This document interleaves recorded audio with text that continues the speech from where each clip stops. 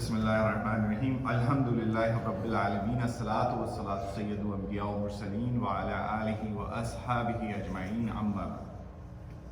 Ashhadu la ilaha illallah wahdahu la sharika lahu wa ashhadu anna Muhammadan abduhu wa rasuluh.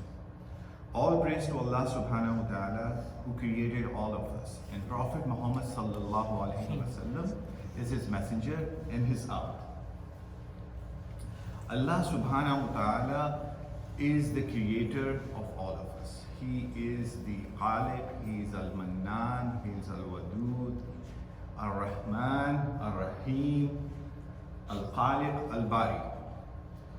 We discussed a little bit about the last time Al-Khaliq, that how great He is and how He created each one of us and each one cells of us, and how gracious He is that we are not even asking and He's keep giving us. He keep replenish or giving us the cells that we do need it every day, every 15 seconds. We talk about it like 15 millions of cells has been regenerated. Not only regenerate to the exactly where it's supposed to be and doing exactly the same function without any flaws.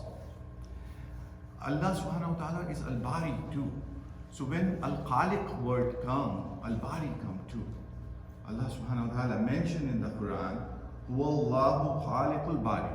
He is the one who is Khaliq and the Bari. Khaliq, we already discussed, who create from nothing. The Bari is almost similar with the distinguishes, is more specific.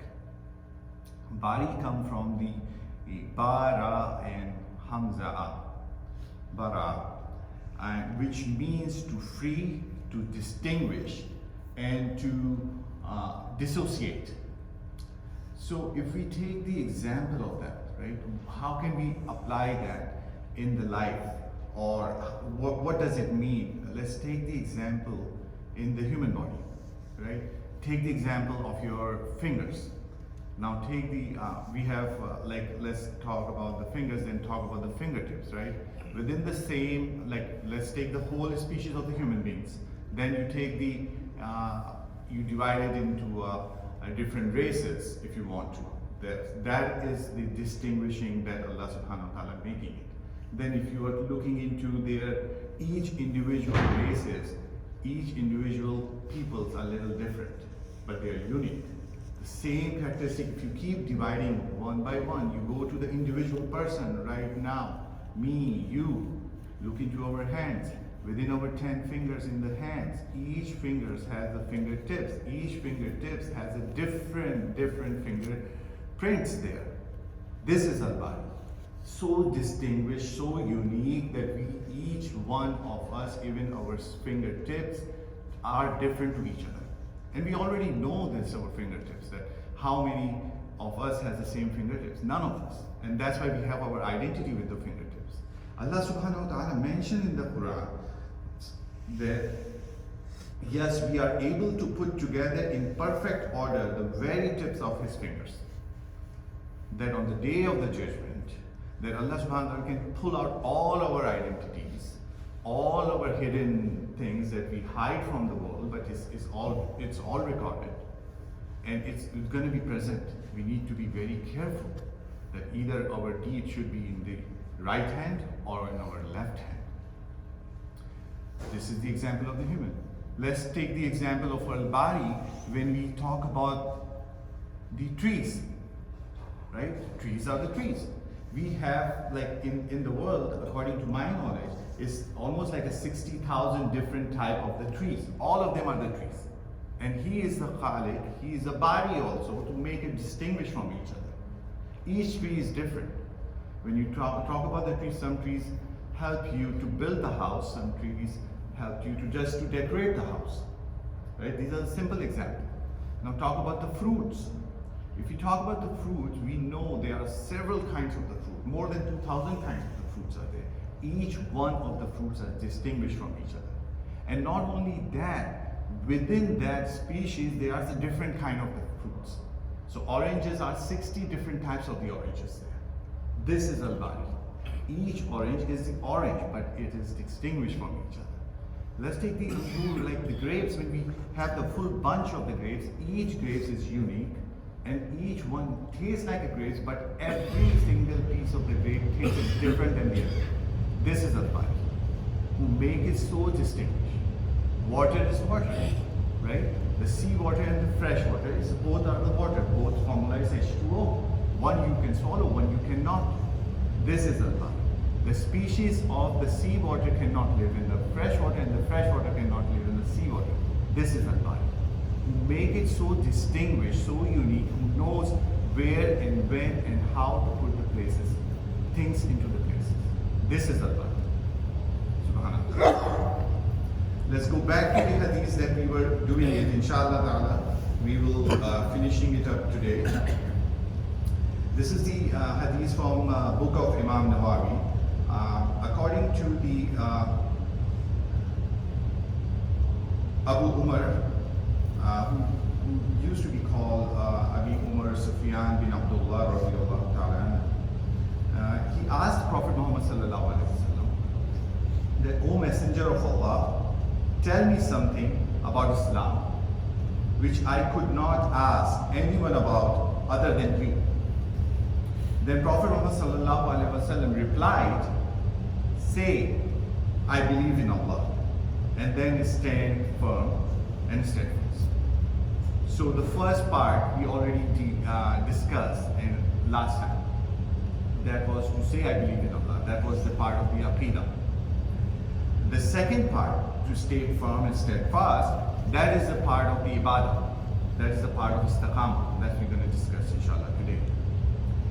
Istiqama comes from the word, Arabic word qiyam,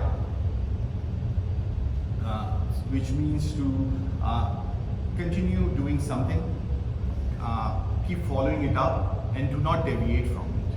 So Istiqama means that you continue striving into a path and constantly going into that path and do not try to deviate from it. That is called Istiqama. This hadith is, if you remember, we did the hadith number 2, Hadith Jibreel. That was also talking about the Islam, the Iman, the Ihsan, and Day of Judgment. This hadith is basically the summarized version of that hadith, in which we talk about the Aqidah and we talk about the worship. So Istiqama is, if you look into the definition wise,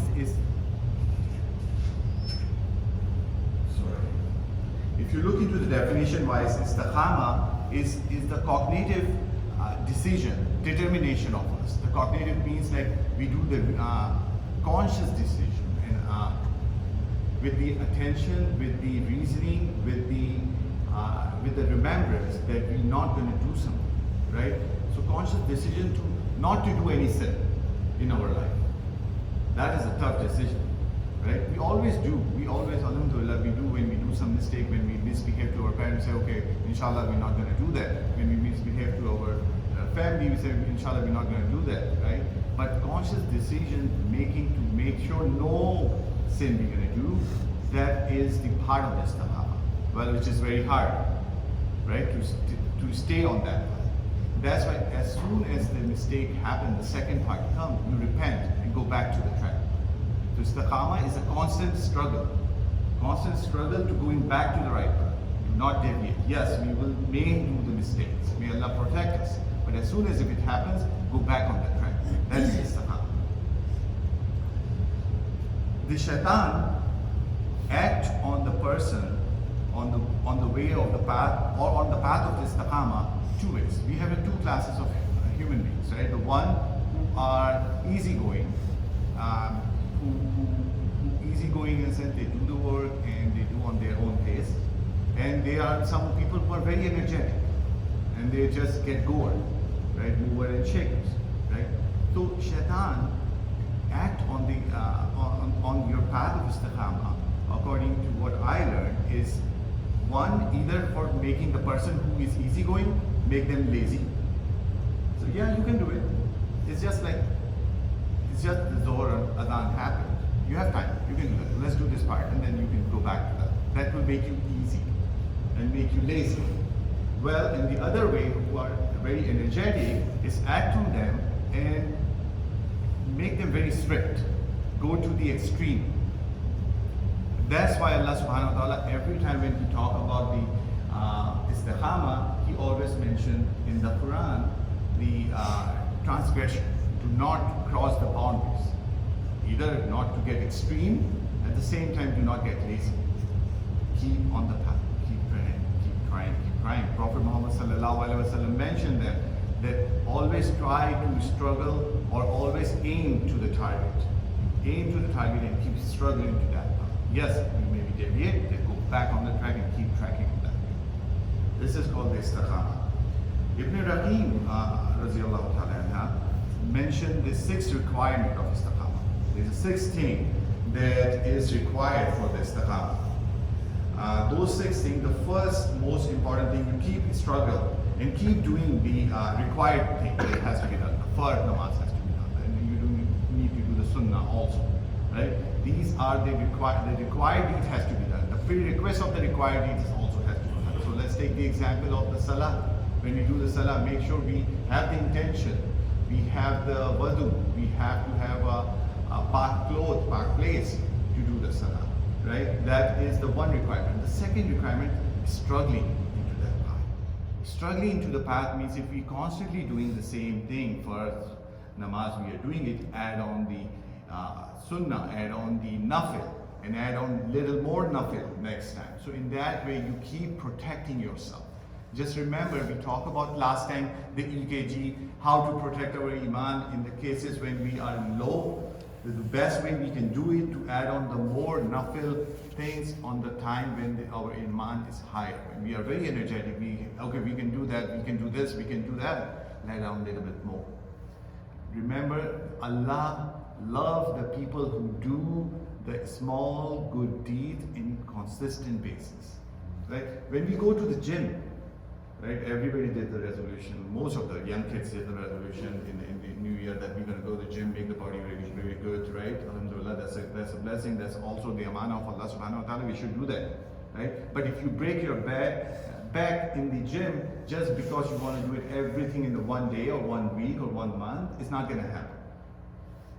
And it will break your back and you won't go back again, right? The same thing, you want to do the deed in a small consistent basis on a long term to make a habit and then do it, and then you can get the qalb of Allah subhanahu wa ta'ala, get more close to Allah subhanahu wa ta'ala. Other thing, the third one is to be restrict yourself to the lawful or to the halal things. That is also the part of the istiqama. So it means do what is allowed you to do, not to do things that is not allowed to do. Everything that you do, make sure your intention is for Allah, that you are doing for the sake of Allah. Seek the knowledge and learn those knowledge. Alhamdulillah, we've been blessed with the great Imam, great scholar, great institutes around us. Find it, get the blessing of them. Learn from them. Learn from the Quran. Read the Quran and everything. The last thing that he mentioned is to follow the Sunnah subhanahu. Quran teaches what to do, how to do it. We learn from the Prophet Muhammad sallallahu alaihi wasallam. What are the benefits, right? What are the benefits that we can get with this istiqama? What's in for me in istiqama? The best thing for this istiqama, when the time comes for us to depart from this world, the angel will descend down for the people who are on the path of istiqama. They give the glad tidings to them that you are the winner. You succeeded. You will go to the Jannah and live with them, with the people of Jannah. And that is all we are struggling. That is all our path. That's what we are looking for. That's why we are going out from the house, coming to the masjid to make sure we can please the Allah subhanahu wa ta'ala. Remember, my brother, is pleasure of Allah is not how big you do the deed, it's how much you struggle on that deed, how much you have work on doing that deed. That is the pleasure of Allah subhanahu wa ta'ala. So Allah subhanahu wa ta'ala is the one who created us. He's the one who's the body. So next time when we go out, when we go ourselves into a mirror, when we go out and do some outing and vacation, look into every every single thing with that lens of Al-Khaliq and Al-Bari, who created us and how it's distinguished from each other. He's the one who created. He's the one who will give us the mercy and protect us. Inshallah, keep us in the Istiqama. Ameen.